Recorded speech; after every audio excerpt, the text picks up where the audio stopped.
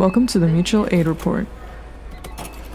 The Mutual Aid Report delves into the concept of mutual aid and unpacks its historical significance and its role in local communities by spotlighting individuals who are making a real difference at the grassroots level in the city of Chicago. Let's elevate the profile of mutual aid, shed light on these community-based initiatives, and motivate others to either join or back existing ventures. Let's get right into it. Welcome, everybody. It's WLPNLP Chicago, 105.5 FM Lumpkin Radio. This is the Mutual Aid Report. My name is Mario Smith. Thank you for joining us today. We really appreciate you being with us. And spread the word. Let people know the Mutual Aid Report is definitely on the air. Joining us today is an organization that I am very, very interested in learning more about and spreading this information to you so you can spread that information. The Orange Tent Project. And joining us from the Orange Tent Project today is the Vice Chair of the Board of Directors of the Orange Tent Project, Jim Meaney. Jim, thank you so much for joining us this afternoon. Really appreciate it. Thank you for having us. Tell us a bit about the Orange Tent Project, the origin story, if you will, how this all started, and let's just start at the start. Sure, absolutely. So Andy Robledo was our founder, and Andy lived in the Pilsen area and saw that there were a number of homeless people under some viaducts and living really under a tarp when the cold weather was coming on. And Andy, just from bottom of his heart, said he wanted to do something about it. So what he did was he found some insulated ice fishing tents that are used for ice fishing that are insulated. And that led to maybe he could help people have better tents, or a tent which should be able to keep some warmth inside of it. And that was really the beginning. He carried it out from there. Other people joined in his campaign, if you will, to try and quote unquote house, even though it's a tent, some of these folks who were sleeping, again, on the ground or in some ramshackle tents. And the ice fishing tents can also be heated on the inside with a propane heater. So the idea was to try to get people through the winter. And I joined him just as a volunteer, quite honestly, last November. And I became aware of the organization, such as it was at that time, who were having some issues with the city, and the city didn't like the fact that these orange tents were going up, even though they had previously had tents and ramshackle tents there. So there was a bit of a, mild confrontation between the Orange Tent Project and the city. And a compromise was reached at that time that the city would honor at least these being occupied. And if the tents were occupied, they wouldn't dismantle them or remove them. And I'd like to ask, it's very rare in my experience since we started doing the show that the city and the organization end up having a good relationship, if you will. How did it go from being adversarial to cordial with OTP and the city? Right. So I wasn't involved in those discussions. So all I have is secondhand information that Andy and a few other people approached the city, explained to the city agencies and departments what they were trying to accomplish, and pointing out that the orange tents that were being erected were far nicer for the inhabitants as well as for people outside of the tents Mm-hmm. because it almost became a uniform line of orange tents. And the city basically said if they're occupied, they wouldn't disturb them or remove them. And the city does, these tents are primarily on sidewalks. So the city does take their job of keeping the sidewalks clean, the streets clean, and things like that. Mm-hmm. So that that just, as far as I understand it, it came about. In Chicago, notoriously, and hopefully it's not the case this winter, but notoriously, we have legendary winters here where the weather is beyond the pale. And I know that an ice fishing tent does provide way more of an insulation and comfort than a regular canvas tent would or a regular nylon tent would.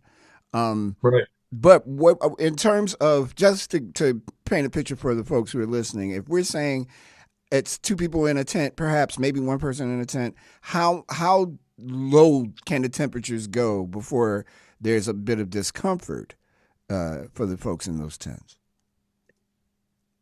Well, I don't know the exact answer to that, but I know the city of Chicago doesn't open their warming centers until the temperature drops below freezing, 32 degrees. Mm-hmm.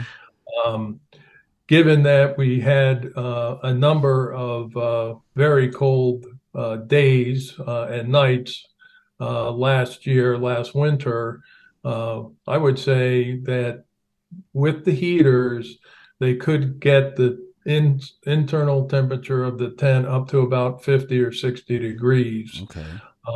which is a lot better than 20 degrees. Fact. Yeah. Absolutely. Absolutely. I know. And just, I'm sorry, No. Mario, Go right ahead. just to make a point of, indeed, unhoused people can be at risk and die. There were 2 deaths last year of people freezing to death. Unfortunately, one that I was going to meet at a location to build new tents, Mm-hmm. put tents up, as we call it building, and there was a gentleman laying there on the viaduct who, by the time I walked up, I thought something's wrong with this guy. And there was another person who stopped in their car and started giving him CPR, Mm. but he didn't survive. Mm. And he was outside, and it was a very, very cold evening. Yeah. I know that one of the things that is a great concern for folks working in this arena that you are in is our weather situation. Not just in the wintertime. Our climate has changed. And that's all for another show, getting into that. But our weather has changed. The seasons are mad different now. They're more extreme than they've ever been, and the houselessness situation is far more damning and daunting than it has ever been. How do you perceive the method of attack for organizations like yours to be able to deal with the houseless problem in major cities, particularly here in Chicago? Well, it's a great question. And the short answer is we are just a small, small cog in this wheel of homelessness. And the real answer is affordable housing. Now, that would take people off the street, give them a warm place. And what we need is affordable housing, something that people who earn 30,000, 25,000 or less out on the streets to get them properly housed. And some of this can be achieved. Now, we at the Orange Tent Project are obviously providing temporary locations and tent housing so that people can merely survive. But the real goal of our organization is to get people into shelters. And this is where people have a big issue of whether they're homeless or you're a person who lives in a high-end community. There's resistance to having that type of housing in their community. And on the other side of people who are unhoused, some of them don't want to go into shelters based upon their past experience. Mm-hmm. So we're not talking about necessarily we right at the moment don't have a choice, but to, if you will, lift them up to a shelter at least. And that's something that the city, we know with the migrant situation that there's pressure, tremendous pressure on people being housed. And we're not opposed to migrant folks, people who are coming to this country for a better life. But we like to believe we should have a priority on our existing homeless population here in Chicago. And that leads me to the question that I've been posing asking myself and posing to other folks. How do we find that lane where those things literally merge and we're able to extend the courtesies that we're extending to our new neighbors and give those same courtesies to our existing neighbors? Also, before you answer that, I know that it's either real or perceived that a lot of folks who are houseless don't want to go into shelters because they're perceived to be kind of dangerous. Or at least that used to be the perception. Correct me if I'm wrong. That's the fear, or at least the perception. Yeah. So how do we merge these two moments? The moment of folks who have been without a home for a long time, for many years, with the new neighbors who are coming, to be able to find that happy medium where everybody can be assisted. Well, Mario, when we started, before we were on air, you told me you wouldn't ask me any hard questions. Well, I'm sorry. I got to do what I got to do, Jim. That's okay. So let me seriously try to address it. Recently, the city of Houston, and my understanding, our mayor went down and visited during the summer to see what Houston was doing to tackle the homeless problem. And the city of Houston's done a number of things, and they cut the homeless population on the street by 60%. And how did they do it? First of all, the city government had some strong leaders like ours who's in favor of helping people who are homeless. We know that Mayor Johnson has said that and experienced it in his own family. But is to take the existing organizations and corral them, so to speak, to all work together with one goal in mind, and that's getting people housed. So in Houston, they were able to do that. Now, we have very fine organizations here in Chicago. I'm just not convinced that we're all working towards the same goal specifically. So Houston, first of all, if you will, corralled the not-for-profits and worked together to give everybody a sense of direction and a sense of participation and cooperation with each other. Mm-hmm. So that was number one. Number two was trying to get affordable housing to be a reality.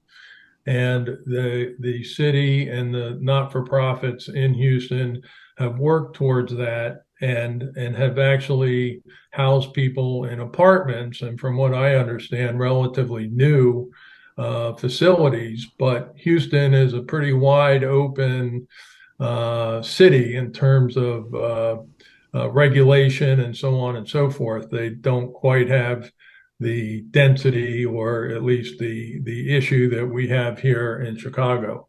although Houston's as big as Chicago, if not bigger. But they have one primary difference from us.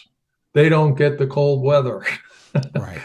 you Right. know. Right. So it's a little easier to transition from people living outside, if you will, into shelter when you have the luxury of it remaining 60 degrees outside at least through the year. So um, that's in addition to putting the housing together. A lot of these folks need some type of public health connection. That could be addiction, it could be disease, disability, so on and so forth. So you can't just shove people into housing and not have services available to assist them with their medical issues or addiction issues or what have you. At the time of this taping, there are roughly about 622 of the new neighbors who are still trying to get housing and et cetera. There are more buses coming to the Chicago area. There have been roughly 25,000 new neighbors who have been brought here,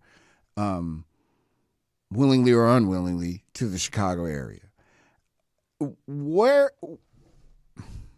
and I'm not trying to ask a hard question. I'm just trying to get, I am really trying to understand how we can change the narrative, besides doing something through the court system to stop the folks from coming. I mean, I know that we're a sanctuary city. We've been one since 86, 87, when Mayor Washington was mayor here. But how do we tackle this issue and still be able to address the needs of the new neighbors that are coming?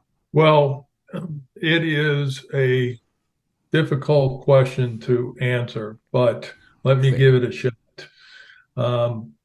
The people who were already here numbered 68,000 homeless people in Chicago area, 68,000 people.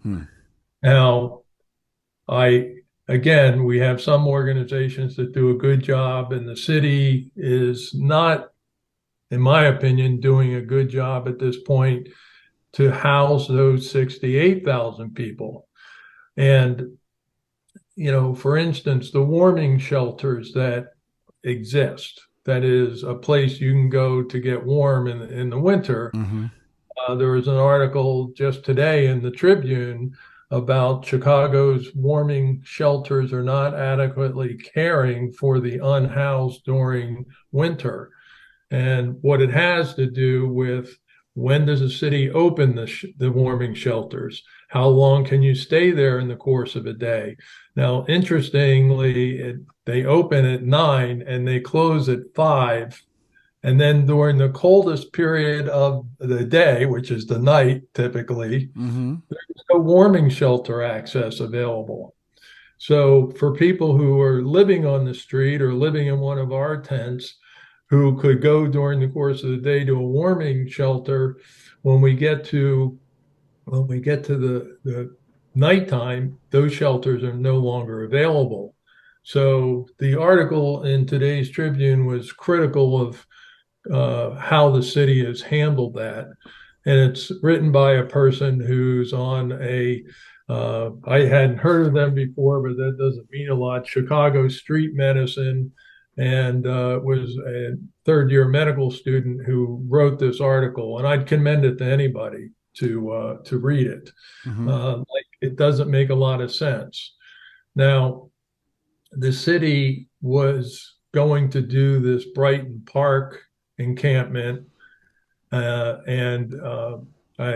you've kept up on the news, unfortunately, it seems they jumped the gun. They started erecting things, started scraping the soil and so on and so forth, and it was a known toxic site, chemical toxins. And ultimately, the Illinois EPA didn't approve the site. So it'll be interesting to see what happens. But I think that project, if you will, is shut down. So the city needed to have a cohesive plan, even though we might be getting inundated with the folks coming from the southern border. We still needed to plan ahead. So now we don't seem to have a very consistent plan, and we are absolutely in the catch-up mode, as we are with the 68,000 people who are already here and homeless. I just want to go back for a second because I think this is a very important thing, and it's hard for me to wrap my mind around it because I know that there aren't enough warming stations in Chicago. That number is like 10, maybe. I think more like 8 places that you could go around the city. And then to say that they don't stay open past 5 p.m., it's much colder. I mean, that doesn't, I don't, okay. That Right. doesn't, there's no logic behind that. If the sun goes down, it gets colder. Right, absolutely. Well, I guess it's a personnel issue. I don't know what else to say about it. And quite honestly, until I read this article this morning, I wasn't up to date on that. Jim, how does the Orange Tent Project address issues like health and wellness and safety within your purview for Chicago's houseless citizens? Right. So the first thing we do is obviously get people literally off the street. Our tents are placed on a foundation that we build on site. It's plywood, and then it's a foam board, and then we take the tents and actually tether them down so they just don't blow away off of these foundations. In terms of health, I mean, if there are issues that arise and they ask for our help, we really don't try to intrude in their personal life. We try to help them deal with their personal life. Mm-hmm. But if somebody has a serious medical condition, one of our outreach workers will note that, see if we can do anything about it. Now, one thing, we have limitations as to what we can do. In terms of safety, we are not the police. Right. So, and I understand that there's been some issues at Lake and Clinton where there's a fair number of homeless people under viaducts there, and many of whom are in our tents. The problem is we don't know if the alleged violence is coming from somebody outside a tent, somebody in the tent. I can tell you from my personal experience, which brings up another thing that we do. We distribute meals as many days a week as we can. Mm-hmm. Right at the moment, because of our funding limitations, we just, and food not being available to us for free, which we get oftentimes through some of the other organizations. We distribute meals on Saturdays and on Tuesdays. In fact, today we delayed the start of the show here because I was out distributing food with 4 of our other volunteers. That's the time when we really have interaction with people. And we have probably 4 or 5 encampments. When I'm saying we have them, we help with the tents, we service them with food. We literally take hot food to them in the encampments. So I've gotten quite a good exposure to the various encampments. And the bottom line is people are peaceful and people seem to want to help each other. Sometimes the person next door in the tent isn't available. So we'll ask, can you give Mary half of what we're giving you? Sure. And we walk the streets and we walk the parks, and half of our team is usually women, and people are very appreciative. And of course, we don't want there to just have people going out on their own. So we do try to work together. The point is, once you've done a couple of these food distributions, you're not afraid if you were afraid before, Right. because the people are appreciative, grateful, and like I said, peaceful, and they seem in their community to care about one another to the extent that they can.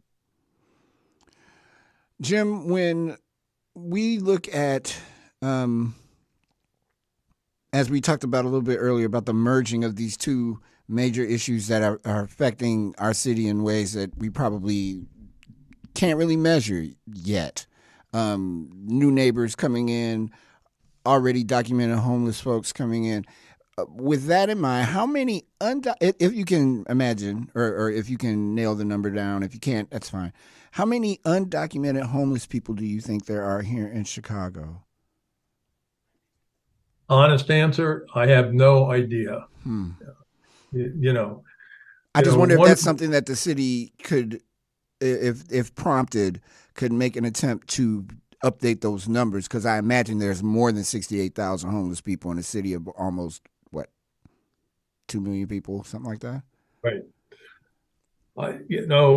I don't know if the city's conducting any type of actual census of who's here, who's documented, who's now they might be. So, I'm not saying I know for a fact, but I haven't heard of people being asked the questions.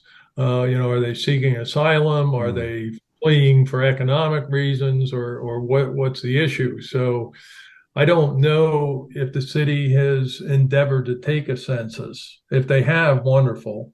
If they haven't, then we just don't know. And real quick before we hit our break, is there an opportunity, or without going too deep into it, has anyone tried to broker a conversation between organizations like OTP and the city, about issues like this, about how a proper census could be taken? Um, because one of the things I want to talk about in the second half of the program is how to, along the lines of the mission of Orange Tent Project, to eradicate homelessness or houselessness in our city. But has any kind of conversation been brought up about this, as far as you know? Well, as far as I know, no. Um, the thing I think we were hopeful and optimistic about is Mayor Johnson, in his campaign, spoke to homelessness, the poignant issues in his family that came about, and his interest to get things together, if you will, and do financing through the real estate tax, increase the transfer tax, things like that. Now, we know he doesn't act alone, but you do have to push some of these issues. And right at the moment, we would certainly like to see Mayor Johnson push this issue. And once we do that, perhaps we can, if we want to take a census, we can take a census. If we want to try and match people up with actual housing, we'd be in a better position to do it. And the city needs to open and expand some of the opportunities it can affect to house homeless people. There's a hotel here in the Gold Coast that's at Chestnut Street. Mm-hmm. It was called the Selena Hotel, and now the city has rented it out. Our understanding, so people can enter now and stay till May. Which, okay, getting people through the winter is a good idea. The problem is when we attempted to place some of our people, or even gather information to place some of our people who were in tents at Selena Hotel, we were told that there were only 50 spots available, and there were other homeless organizations uh, trying to fill those 50 spots. So by the time it came around to us even being aware of it, which was a couple of days prior to them housing people, all the rooms were taken up. Hmm.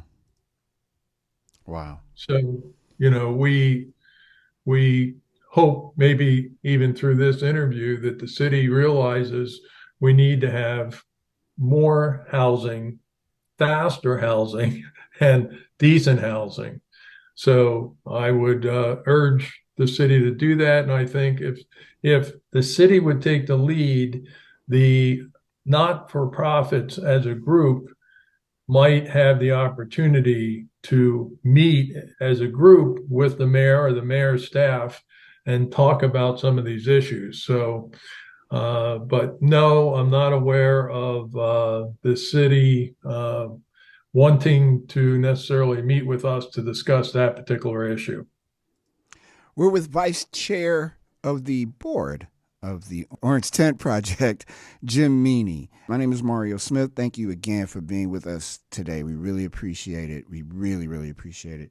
As a head start, grab your pens and or pencils and get a piece of paper and write this down. I'll give you a millisecond. There you go. You got it. OrangeTentProject.org. There's a plethora of information there, including how to donate, how to volunteer, most importantly, and some of the other things that are on there. Just scrolling through the website, the services that the Orange Tent Project provides are vast. There's tents, naturally tents. And they're orange. There's gear for the winter and for the summer as well. What are some of the other services that OTP provides for our houseless neighbors? Well, the OrangeTentProject.org, we do encourage people to go to our site. If I can sort of not answer the question right away, I would like to tell you about an ongoing project we have. I'd love to hear it. Yes, please. Okay, so 30 days ago, we started a campaign called 90 Tents in 30 Days. Now, we have a waiting list of between 70 and 80 and approaching 90 requests to build tents or replace some of our tents. So we started the campaign about 30 days ago, and we only got to the point of getting 36 tents sponsored. Now, we're not putting that down. That's 36 more tents than if we hadn't asked. Mm-hmm. And we decided to extend that through the holiday, since people like to give on the holiday. We are a 501c3 organization, so contributions are tax deductible. And the other services we provide, once again, is trying to place people in housing, although that is a great challenge among our organization and, quite honestly, the other organizations that are out there. But here's one of our little slogans. No one can do everything, but everyone can do something. Mm. So people who, let's just say, like what we do, but they don't have the time to volunteer or don't know what's involved, or might even be apprehensive about, walking the streets and trying to help feed the homeless. Your financial contributions are always welcome. And one of the reasons we've had such a backlog in tent building is our finances come through private donations. Just recently, we've been applying for some grants and things of that nature. In fact, the Chicago White Sox gave us a small grant, but an appreciated grant. And there's a catch-22 in getting a grant. First of all, we are a startup, if you will. We've been in existence for about a year and a half, Mm-hmm. and our financial statements are small. And our financial statements show that we need more money. So the organizations that give grants are always looking at the not-for-profits financial statements. And it's the catch-22 is, well, since we're a new organization, we don't have millions of dollars or hundreds of thousands of dollars in reserve or available for our use whenever we want to. In fact, our need for funds has gotten down to almost daily fundraising, asking people to contribute money. For instance, our tent drive, to sponsor one of our tents, it's $325. So that is really a modest donation. And quite honestly, it goes a long way when we erect a tent for somebody who's been living on the ground. So the folks who don't want to volunteer or can't volunteer physically, like I said, distributing meals, trying to pick up merchandise that we would sell or even give to people to stay warm. That's something we appreciate, but we're not living off grants. And the reason is until our private donations really accelerate, which isn't as easy as you might think. There's so many organizations out there. But until our financial statements, our financial wherewithal get to the point of, I use the word of the grant givers, stability. We don't get the grants. They go to more funded, highly funded organizations, which is fine, but that doesn't help us. I'm torn in regards of, well, first of all, the fact that you're a young organization, and really starting to get your footing. The amount of things that have happened already are pretty impressive. And hopefully what we'll be able to do today with the show is give people the awareness that's required so that they can assist in terms of donations or volunteers or things of that nature. That's my hope, that we're able to do that. Our hope as well. With that in mind, I will echo your encouragement for folks to go to the website to be able to see how this is going and how those things that the OTP needs are in plain view, listed on the website. You can't miss it. And with that in mind, I want to read the vision statement. The mission statement is always my favorite thing in an organization because that is the nuts and bolts of the who, what, when, where, why. That is why we're doing this. But this vision statement it hit me in a way I didn't expect for it to hit me. And I will read it if you don't mind. The vision: we envision a world in which the services we provide are no longer necessary. That is, a world with affordable and accessible housing, food security for all, universal health care, and rehabilitation services. A world in which we care for one another as neighbors. That is such a lofty, that is such a attainable and realistic thing to consider, that one day we don't have to have a conversation about houselessness in Chicago or any other major city or anywhere on our planet. The reality is, if there is no cooperation or want to on behalf of municipalities to want to see that problem eradicated, it's almost like you're swimming uphill, if you know what I mean. How, and I know I may have asked this already, but just to reinforce it for me, how do we get people energized enough to want to be involved with the Orange Tent Project and other organizations like the Chicago Food Depository and all these places that are trying to help people with food and houselessness and things of that nature. What is our charge as citizens?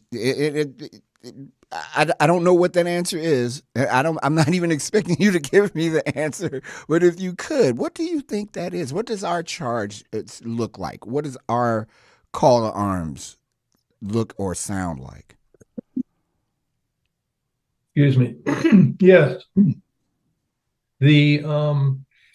I think the most rewarding thing for us who are involved in the board and our main volunteers and our CEO is that we get a lot of people when they make a donation tell us that we are doing a great job that no one else is doing. And that is going direct to the people on the street and trying to help them and help keep them fed and housed, if you will, in our tents.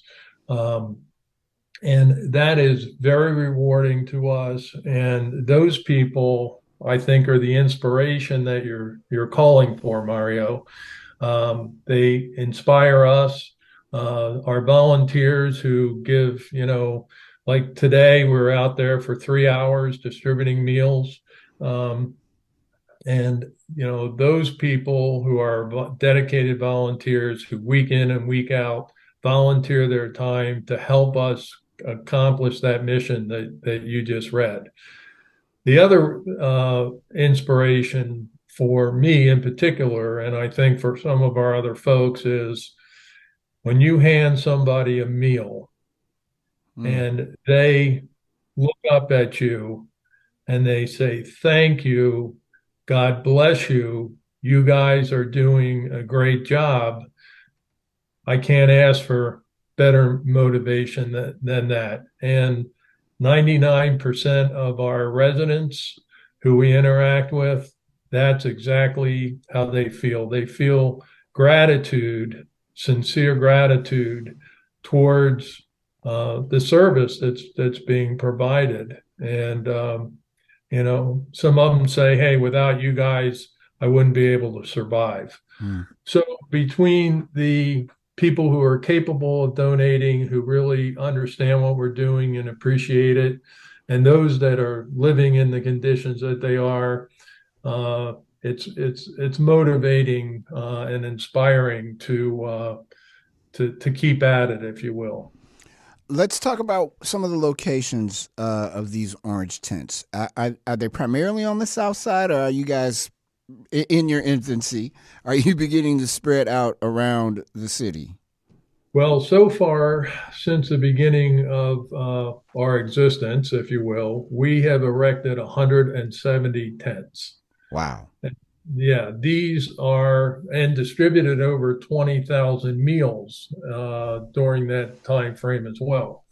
But Humboldt Park is part of my job these days, is to go on Tuesdays and feed the folks that are in Humboldt Park. And I'm talking about literally in the park, not just in the area. So there's tents that are encamped like near each other in Humboldt Park, and some are spread out.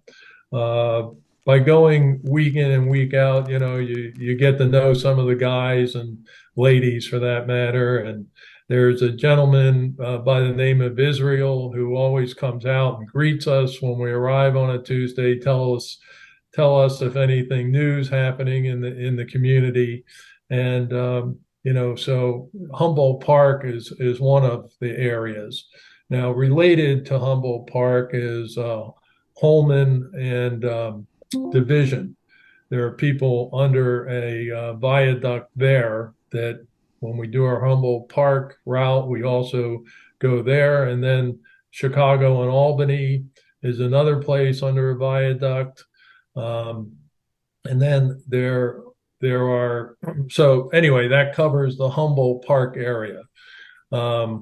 Technically, on the south side, I'm not sure we have an encampment, at least one that that I have specifically become aware of. However, and I don't always know like where's south, north or middle north or west loop. Um, but there are a number of people in the west loop that we service, and that's the area that's been in the news a bit, controversy with local neighbors, the not in my backyard approach. Uh, we have a large number of people there, and it's generally very peaceful. The other area is Canal Port, and I don't know, I think Canal Port's as far south as I'm aware. Mm-hmm. And then there's Des Plaines and Roosevelt. Now, those folks, the Canal Port folks are under a viaduct. So why are they under a viaduct? Well, it helps them survive because it cuts down on the weather impacting them if they're out in the versus being out in the open, which in fact, Humboldt Park, people were out in the open. Now, as Roosevelt and Des Plaines, I want to tell you it's one of our least prettiest location, and I'm tongue in cheek there, but it's between the street and I-90 and I-90, and it's just the right of way, if you will, to the highway. And that's an area that kind of tugs at your heartstrings because it's kind of cramped. It's muddy. There's not a lot of grass there. And it's one of the ones that I'd say people are really challenged in. So we have one or two other, maybe 2 or 3 tents in a certain area, but we're doing our best, I guess, to cover as many as we can. And like I said, funding's been an issue for us during most of 2023.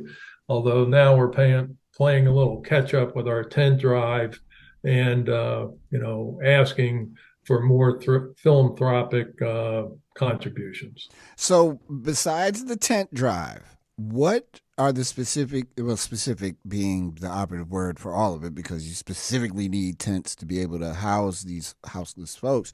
But what are some of the things that people can donate to OTP?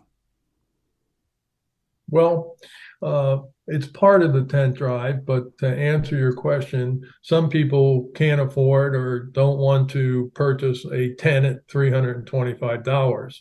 So we have other options for heaters and for propane and things like that we do use inside the tents to help people stay warm.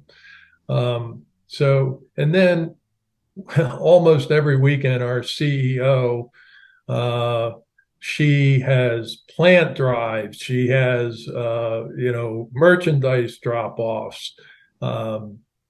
We will sometimes get 30 coats that just arrived brand new, that we keep in our warehouse. So I think, as you were mentioning earlier, perhaps going onto our website and scooting around a little bit, there's always an opportunity to donate. Of course, no donation is too small. In fact, we kind of live on these private donations, and we're truly grateful that people are interested in helping us. In the time we have remaining, I'm curious as to if we pan out. I know this is an organization that's relatively young in its assistance to the city and its service, but if we pan out, is there like a place that an organization like Orange Tent Project says, okay, by the year 2025, we want to be able to reduce the number of houseless people in Chicago by X, and not have to worry about having as many tents, et cetera, et cetera? Or is this such a daunting task that there's no way to pan out yet? Well, as I said at the beginning, it is our goal not to keep people in tents, but rather to get them into permanent or long range temporary housing. So, can I put a date on that? I can't. And the other reason is maybe two or 3 years ago we'd have a better prognosis on that, but with the migrants coming into the picture, I think it's a great challenge for us to figure out when or how or what's the ultimate remedy going to be. But once again, we call on the city to provide that type of leadership and study the Houston model, which I understand Mayor Johnson did travel to Houston to see how all that works. And I'd say, hey, the sooner we get on with this type of work, the better for these folks. I'm not saying I know people, Jim. I don't want you to think that I do, but I know a couple people who are in who sit on the city council. One of them, I won't do that to him. I won't say his name right now, but he was in the news the other day. I'll say his name, Alderman Andre Vasquez, and he mentioned the desire to create a situation where that merge that we talked about earlier between the new neighbors and the existing folks who have been experiencing houselessness, where we could find that place. I intend on having him on the show soon and probably having a private conversation or two with him. And I'll be the guy to bring up, hey, how come the city can't find a way to create this larger conversation with organizations like Orange Tent Project and other folks to be able to start to address this problem? Because I am paraphrasing James Baldwin and I know better, but if we don't face this situation, it's never going to be solved. And the only way to do it is to do it. You have to face it and you have to say, it's time for us to have this uncomfortable dialogue about how we can make people's lives better while we have an opportunity to do it. And we have an opportunity to do it. Clearly we do. And I'll extend I'll make the move to our wonderful friend, Alderman Prime, who is an old friend of mine. And I'll ask him, hey man, I heard you mention this. How do we get this going? And I'll do that. That's the least that I can do. I can't afford an orange tent, my friend, but if I can fix it so you don't have to have as many orange tents and folks can have a place to actually function and live and contribute to our great city, I'm down for doing that. That's the least I can do. I appreciate it. And I think it is important and essential for the not-for-profit community and the political community or elected position community to come together and get serious about how to handle this, rather than, gee, we don't like the orange tents like close to our neighborhood. Mm-hmm. Well, we don't necessarily like it either, because we'd rather have housing for these folks. So any help you can give us, Mario, we will take it, and we will follow up on it, or perhaps you could become a mediator between us and some of the city officials. Let's see what happens. I'm down for doing that. I mean, because I think what made me make that decision on the fly was you talking about the warming centers. To me, that is the craziest thing I've ever heard of, that you would not have those places open at night when it is the coldest. That to me is egregious. And that says more about what's not happening as opposed to things that are happening. So yeah, I got you. I'm on it, Jim. I'm on it. Thank you, Mario. Thank you. We appreciate it. Absolutely. We've had the pleasure today of talking to the vice chairman of the board of the Orange Tent Project, Jim Meaney. And what a wonderful conversation this has been. If you'd like more information about the Orange Tent Project, go to orangetentproject.org. There are opportunities for you to donate. There are opportunities for you to refer folks if you need to, and to volunteer, most importantly.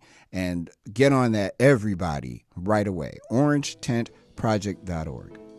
Mario, thank you so much. And I think we should end with everybody can do something. Absolutely. Thank you, Jim. Really appreciate you being on the show today. Thank you, Mario. And thank you for listening to the Mutual Aid Report. This is WLPNLP Chicago, 105.5 FM, Lumpin' Radio.